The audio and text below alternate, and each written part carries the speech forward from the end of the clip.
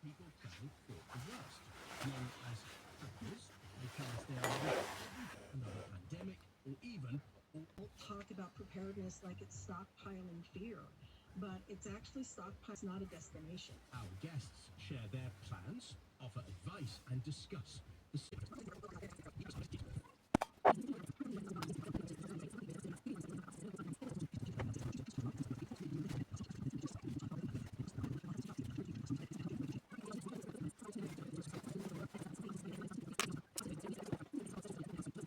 Hey, hello, good morning.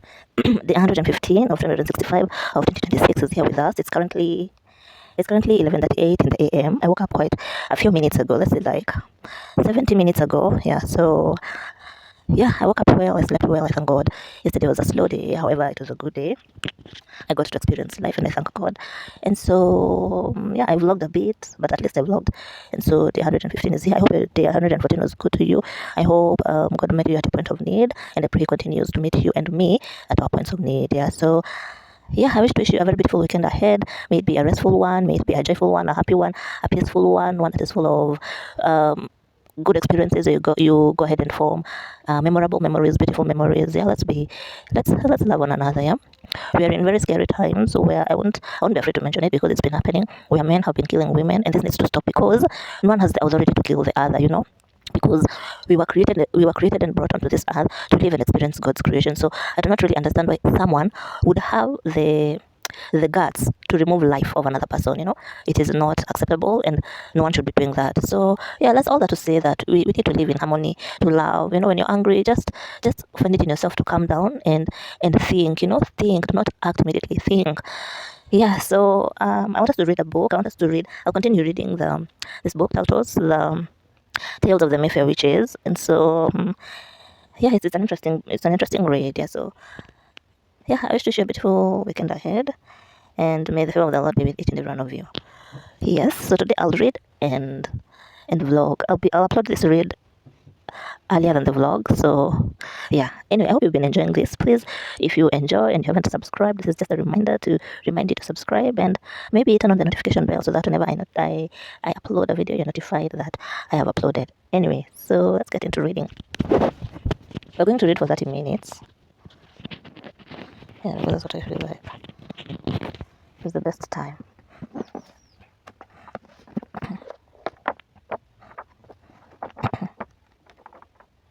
Also, like if you're enjoying this, I'm looking for the bookmark.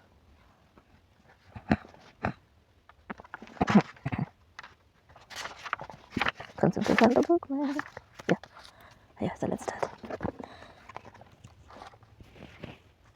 Mary Jane was just about the most interesting discovery they had made since they'd started rounding up everyone for genetic testing of the entire Mayfair family.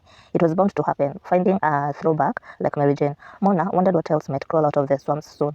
But imagine a flooded plantation house of Greek revival grandeur, gradually sinking into the dark weed, with globs of plaster falling off with a splash into the murky waters. Imagine fish swimming through the stairway balusters. What if that house falls on her? Bear had asked. The house is in the water. She can't stay there. This girl must be brought here to New Orleans. Swamp water, Bear, Celia had said. Swamp water, remember. It's not a lake or the Gulf Stream. And besides, if this child does not have sense to get out of there and take the old woman to safety. The old woman. Mona had all of this fresh in her memory. This last weekend when Mary Jane had walked into the backyard and plunged into the little crowd that surrounded the silent Rowan as if it were a picnic. I knew about you, Mary Jane had declared. She'd addressed her words to Michael too, who stood by Rowan's chair as if posing for an elegant family portrait, and how Michael's eyes had locked onto her. I come over here sometimes and look at you, said Mary Jane. Yeah, I do. I came the day of the wedding, when you married her. She pointed to Michael, then to Rowan. I stood over there, crossed the street, and looked at your party. Her sentences kept going up on the end, though they weren't questions, as though she was always asking for a nod or a word of agreement. You should have come inside, Michael had said kindly, hanging on every syllable the girls pouted. The trouble with Michael was that he did have a weakness of submissive pout-tried. His tryst with Mona had been no freak of nature or twist of witchcraft. And Mary Jane Mayfair was as succulent a little swamp hen as Mona had ever beheld. Even wore her bright yellow hair in braids over the top of her head, and filthy white patterned leather shoes with straps like a little kid. The fact that her skin was dark, sort of olive and possibly tanned, made the girl look something like a human palomino. What did the test say on you? Mona had asked. That's what you're doing here, isn't it? They tested you. I don't know, said the genius, the mighty powerful swamp witch. They're so mixed up over here. Wonder they got anything right. First, they called me Florence Mayfair, and then Ducky Mayfair. Finally, I says, look, I'm Mary Jane Mayfair. Looky there, right there, on that form you got in front of you. Well, that's not very good. Celia had muttered. But they said I was fine and go home and they'd tell me if anything was wrong with me. Look, I figure I probably got witch genes coming out of the kazoo. I expect to blow the top of the graph, And boy, I have never seen so many Mayfairs as I saw in that building. We own the building, said Mona. And every one of them I could recognize on sight. Every single person. I never made a mistake. There was one infidel in there, one outcast, or no. It was a half-breed type, that's what it was. Ever notice that there are all these Mayfair types? I mean, there are a whole bunch that have no chins and have kind of pretty noses with deep down just a little right here and eyes that tilt at the outside. And then there's a bunch that looks like you, she said to Michael. Yeah, just like you, real Irish, with bushy brows and curly hair and big crazy Irish eyes. But honey, Michael had protested in vain. I'm not a Mayfair. And the ones with the red hair like her, only she's just about the most pretty one I've seen. You must be Mona. You have the gleam and glow, somebody who's just come into tons of money. Mary Jane, darling, said Celia, unable to follow up with an intelligent bit of advice or meaningless little question. Well, what does it feel like to be so rich? Mary Jane asked, big, quivering eyes fastening still to Mona. I mean, really deep in here. She pounded her cheap little gaping blouse with a knotted fist, squinting up her eyes again and bending forward so that the well between her breasts was plainly visible, even to someone as short as Mona. Never mind, I know I'm not supposed to ask that sort of question. I come over here to see her, because Paige and Beatrice told me to do it. Why did they do that? Asked Mona. Hush up, dear, said Beatrice. Mary Jane is a Mayfair's Mayfair. Darling Mary Jane, you ought to bring your grandmother up here immediately. I'm serious, child. We want you to come. We have an entire list of addresses, both temporary and permanent. I know what she means, Celia had said. She'd been sitting beside Rowan and was the only one bold enough to wipe Rowan's face now and then with a white handkerchief. I mean, about the Mayfairs with no chains. She means Polly. Polly has an implant. She wasn't born with that chin. Well, if she has an implant, declared Beatrice, then Polly has a visible chin, doesn't she? Yeah, but she's got the slanty eyes and tipped nose, said Mary Jane. Exactly, said Celia. You all afraid of the extra genes? Mary Jane had thrown her voice out like a lasso, catching everybody's attention. You, Mona, you afraid? I don't know, said Mona, who was in fact not afraid. Of course, it's nothing that's even remotely likely to happen. Bear said, the genes, it's purely theoretical, of course. Do we have to talk about this? Beatrice threw a meaningful look at Rowan. Rowan had stared as she always did at the wall, maybe at the sunshine on the bricks. Who could possibly know? Mary Jane had plunged ahead. I don't think anything that wild will ever happen to this family again. I think the moment for that kind of witchcraft is past and another eon of new witchcraft. Darling, we really do not take this entire witchcraft thing too seriously, said Bear. You know the family history? Celia had asked gravely. Know it? I know things about it you don't know. I know things my granny told me that she had from old Tobias. I know things that are written on the walls in that house. Still, when I was a little child, I sat on Ancient Evelyn's knee. Ancient Evelyn told me all kinds of things that I remember. Just one afternoon, that's all it took. But the file on our family, the file by the Talmaska, Celia had pressed. They did give it to you at the clinic. Oh yeah, Bear and Paige brought that stuff to me, said Mary Jane. Look here. She pointed to the band-aid on her arm that was just like the band-aid on her knee. This is where they stuck me. Took enough blood to sacrifice the devil. I understand the entire situation. Some of us have a whole string of extra genes. You breed two close skins with the double dose of double helix, and wham, you've got adultos. Maybe, after all, think about it. How many cousins have married and it never happened? Did it? Till, look, we shouldn't talk about it in front of her. You're right. Michael had given a weary little smile of gratitude. Mary Jane again squinted at Rowan. Mary Jane blew a big bubble with her gum, sucked in it, and popped it. Mona laughed. Now that's some trick, she said. I could never do that. Oh, well, that might be a blessing, said Bear. But you did read the file, Celia had pressed. It's very important that you know everything. Oh, yeah, I read every word of it, Mary Jane had confessed, even the ones I had to look up. She slapped her slender, tanned little thigh and shrieked with laughter. You're talking about giving me things? Help me get some education. That's about the only thing I could really use. The worst thing that ever happened to me was my mama taking me out of school, because I didn't want to go to school then. I had much more fun in the public library, but I think you're right about the extra genes, Mona said, and right about needing the education. Many of the family had the extra chromosomes which could make monsters, but none had ever been born to the clan, no matter what the coupling, until this terrible time. And what of the ghost this monster had been for so long, a phantom to drive young women mad, to keep first secret under a cloud of thorns and gloom? There was something poetic about the strange bodies lying right there, beneath the oak, under the very grass where Mary Jane stood in her short denim shirt, with her flesh-colored band-aid on her little knee and her hands on her little hips and her little filthy white patent leather buckled shoe rolled to one side and smeared with fresh mud, with a little dirty sock half down in her heel. Maybe Bayou witches are just plain dumb, Mona thought. They can stand over the graves of monsters and never know it. Of course, none of the other witches in this family knew it either. Only the woman who won't talk, and Michael, the big hunk of Celtic muscle and charm, standing beside Rowan. You and I are second cousins, Mary Jane had said to Mona, renewing her approach. Isn't that something? We weren't born when I came to ancient Evelyn's house and ate her homemade ice cream. I don't recall ancient Evelyn ever making homemade ice cream. Darling, she made the best homemade ice cream that I ever tasted. My mama brought me to New Orleans too. You got the wrong person, said Mona. Maybe this girl was an imposter. Maybe she wasn't even a Mayfair. No such luck on that. And there was something about her eyes that reminded Mona a little of ancient Evelyn. No, I got the right person, Mary Jane had insisted. But we didn't really come on account of the ice cream. Let me see your hands. Your hands are normal. So what? Mona, be nice, dear, said Beatrice. Your cousin is just sort of outspoken. Well, see his hands, said Mary Jane. I had a sixth finger when I was little, on both hands. Not a real finger, you know. I mean, just a little one. And that's why my mother brought me to see ancient Evelyn, because ancient Evelyn had just such a finger herself. Don't you think I know that? Asked Mona. I grew up with ancient Evelyn. I know you did. I know all about you. Just school of honey. I'm not trying to be rude. It's just I am a Mayfair, same as you, and I'll pit my genes against your genes anytime. Who told you all about me? Mona asked. Mona, said Michael softly. How come I never met you before? Said Mona. I'm a Fonte-Route Mayfair, your second cousin, as you just said. And how come you talk like you're from Mississippi when you say you lived all the time in California? Oh, listen, there's a story of it, said Mary Jane. I've done my time in Mississippi, believe you me. Couldn't have been any worse on Parchman Farm. It had been responsible to crack the kids' patience. She had shrugged. You got any iced tea? 'Cause we do, dear. I'm so sorry. Off Beatrice had gone to get it. Celia had shaken her head with shame. Even Mona had felt negligent, and Michael had quickly apologized. No, I'll get it myself. Tell me where it is. Mary Jane had cried, but Bear had disappeared already, conveniently enough. Mary Jane popped her gum again, and then again, in a whole wide side-mouth series of little pops. Awesome, said Mona. Like I say, there's a story to it all. I can tell you some terrible things about my time in Florida. Yeah, I've been there, and in Alabama for a while too. I had to sort of work my way back down here. No lies, said Mona. Mona, don't be sarcastic. I've seen you before, Mary Jane had said, going on as if nothing at all had happened. I remember you when you and Gifford Mayfair came out to LA to go to Hawaii. That's the first time I was ever in an airport. You were sleeping right there by the table, stretched out on two chairs under Gifford's coat, and Gifford Mayfair bought us the best meal. Don't describe it, Mona had thought. But Mona did have some hazy memory of that trip, and waking up with a crick in her neck in the Los Angeles airport, known by the snappy name of ALX, and Gifford saying to Alicia that they had to bring Mary Jane back home someday. One thing, Mona had no memory of any other little girl there. So this was Mary Jane. And now she was back home. Gifford must be working miracles from heaven. Bear had returned with the iced tea.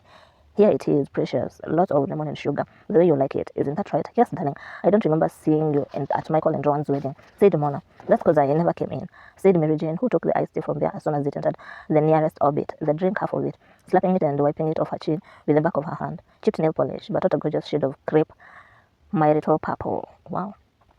Crepe marital purple. I told you to come, said Bear. I called you. I left a message for you 3 times at the drugstore. I know you didn't, Beatrice, and nobody who could say that you didn't do your level best to get us to that wedding. But, Aunt Beatrice, I didn't have shoes. I didn't have a dress. I didn't have a hat. See these shoes? I found these shoes. These are the first shoes that are not tennis shoes that I have worn in a decade. Besides, I could see perfect from across the street and hear the music. That was fine music you had at your wedding, Michael Curry. Are you sure you aren't a Mayfair? You look like a Mayfair to me. I could make, let's say, 7 different points about your appearance. That's Mayfair. Thank you, sweetheart. I'm not a Mayfair. Oh, you are in your heart, said Celia. Well, of course, said Michael, never taking his eyes off the girl, even once, no matter who spoke to him. And what do men see when they look at bundles of charm like this? You know, when we were little, Mary Jane had gone on. We didn't have anything out there. We just had an oil lamp and a cooler with some ice in it, and a little mosquito netting hung all over the porch, and Granny would light the lamp every evening and... You didn't have electricity? Michael had asked. How long ago was that? How long ago could it have been? Michael, you've never been to the Bayou country, said Celia, but Bear gave a knowing nod. Michael Curry, we were squatters, that's what we were, said Mary Jane. We were just hiding out in front of Route. And Beatrice could tell you, Sheriff would come to draw us out periodically. We'd park and he'd take us into Napoleonville, and then we would go back and he'd give up on us, and we'd be in peace for a while, till some goody two-shoes passed by in a boat, some game warden, somebody like that, and called in on us. We had bees, on the porch for honey. We could fish right off the back steps. We had fruit trees all around the landing then, before the wisteria got them like a giant bow contractor, and blackberries. Why, I'd just pick all I wanted, right there where the road forks. We had everything. Besides, now I have electricity. I hooked it up myself from the highway, and I did the same thing with the cable TV. You really did that? Asked Mona. Honey, that's against the law, said Bear. I certainly did. My life's far too interesting for me to ever tell lies about it. Besides, I've got more courage than imagination. That's always been the case. She drank the iced tea with another noisy slap, spilling more of it. God, that's good. That's so sweet. That's artificial sweetener, isn't it? I'm afraid so, said Bear, staring at her in mingled horror and embarrassment. And to think she had said sugar. And Bear did hate people who ate and drank sloppily. Now, just think of it, said Mary Jane, wiping the back of her hand across her mouth and then wiping her hand with her denim skirt. I'm tasting something now that is 50 times sweeter than anything anybody ever tasted on earth until this very time. That's why I've bought stock in artificial sweetener. You bought what? Asked Mona. Oh yeah, I have my own broker, honey. Discount broker, but that's the kind since I do the picking most of the time anyway. He's in Baton Rouge. I've got $25,000 sunk in the stock market. And when I make it rich, I'm draining and raising Fontevraud. I'm bringing it all back, every peg and board. You wait and see. You're looking at a future member of the Fortune 500. Maybe there was something to this dingbat. Mona had thought, how did you get $25,000? You could be killed fiddling with electricity, declared Celia, earning every penny of it on the way home. And that took a year, and don't ask me how I did it.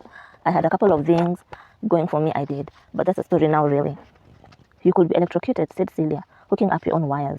Darling, you're not in the witness box, said Bear anxiously. Look, Mary Jane, said Michael, if you need anything like that, I'll come down there and hook it up for you. I mean, you just tell me when. I'll be there. $25,000. Mona's eyes had drifted to Rowan. Rowan was frowning just a little at the flowers, as if the flowers were talking to her in a quiet and secret tongue.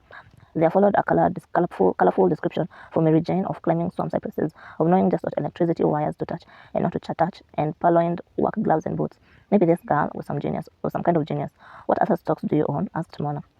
What do you care at your age about the stock market? Asked Mary Jane, with blithering ignorance. Good heavens, Mary Jane, Mona had said, trying to sound as much as she could like Beatrice. I've always had a great obsession with the stock market. Business to me is an art. Everyone knows that about me. I plan someday to run my own mutual fund. I assume you know the term mutual fund. Well, sure I do, said Mary Jane, laughing at herself in an utterly agreeable and forgiving manner.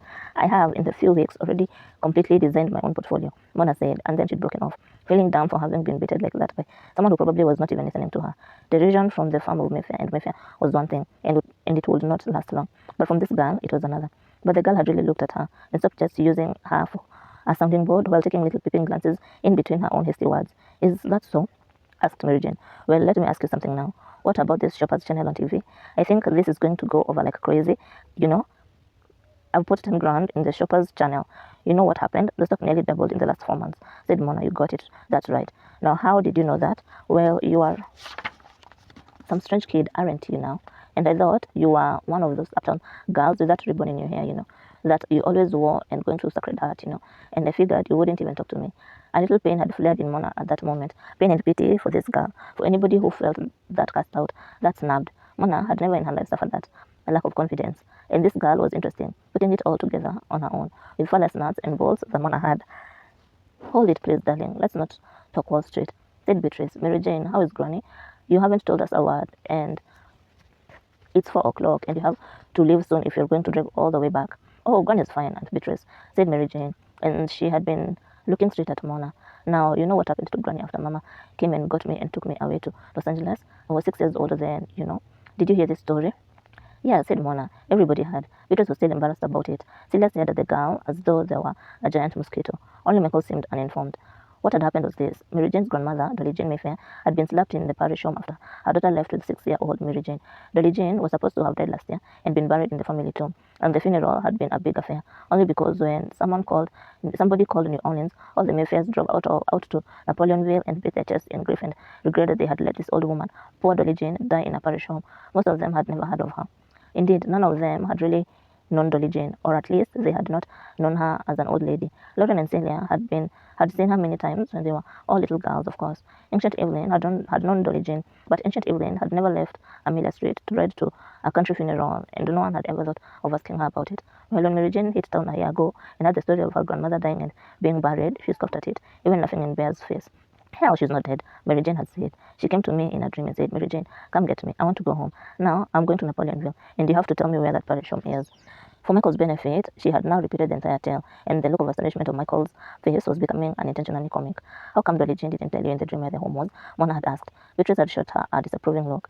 Well, she didn't. That's a fact. And that's a good point, too. I have a whole theory about apparitions and why they, get so mixed up. We all do, said Mona. Mona toned down, said Michael, just as if I'm his daughter now, thought Mona indignantly.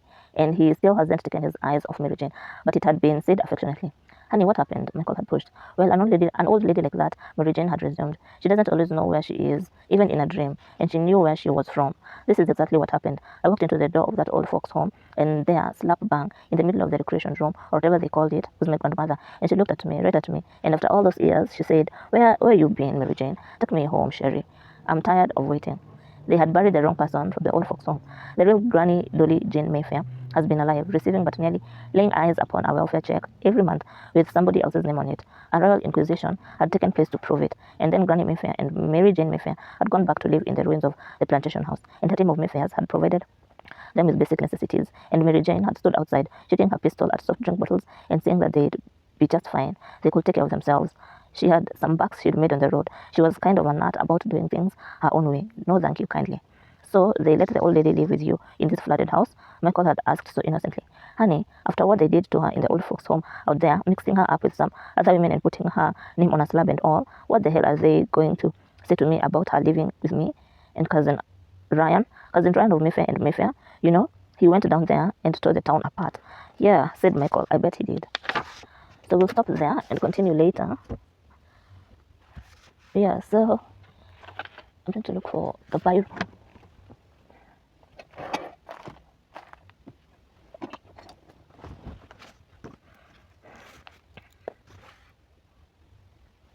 So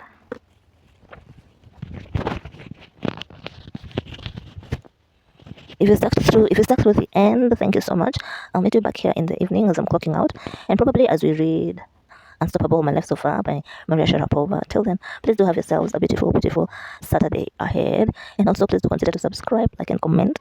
Guys, you're only at three watch hours, yeah? So please watch the content till the end so that we may be able to get to 4,000 watch hours. Okay? Oh, girl. Yeah, okay, so you guys have yourselves a beautiful Saturday ahead. See you when you see me, and God's blessings.